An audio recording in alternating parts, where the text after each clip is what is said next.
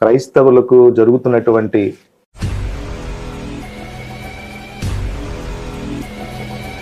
మత ప్రచారాలు కానీ లేకపోతే జరుగుతున్న సంఘటనలు కానీ అవును చాలా విషయాల మీద మీరు పోరాడి ఉంటారు. హిందూ దేవుళ్ళను హిందూ దేవతలను మాత్రమే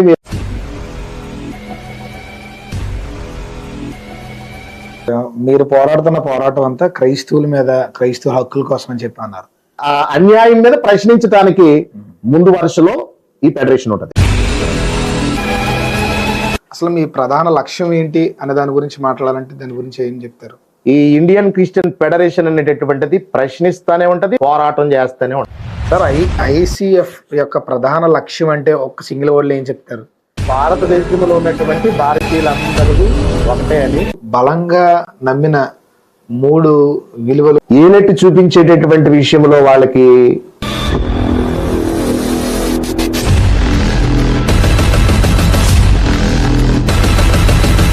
పెద్దలు చెప్తూ ఉంటారు, ఎప్పుడు కూడా లాస్ట్ లో కూర్చారా, నీ అవకాశం వచ్చినప్పుడు నేను వెళ్తున్నప్పుడు నీ గౌరవం దక్కుతుంది అని అంటారు. దాన్ని మీరు ఫాలో అవుతారా? దాన్ని ఖచ్చితంగా ఫాలో అయ్యాను కాబట్టి మీ సంస్థ ద్వారా ఎటువంటి నిర్ణయాలు తీసుకుంటారు?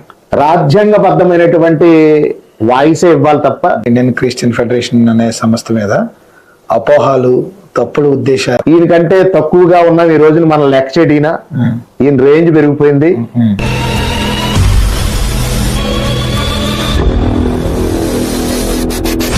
మీలానే చేయాలి అనే ఆలోచన కొంతమందికి వస్తుంది, మీ టీంలో ఉన్న వాళ్ళకి.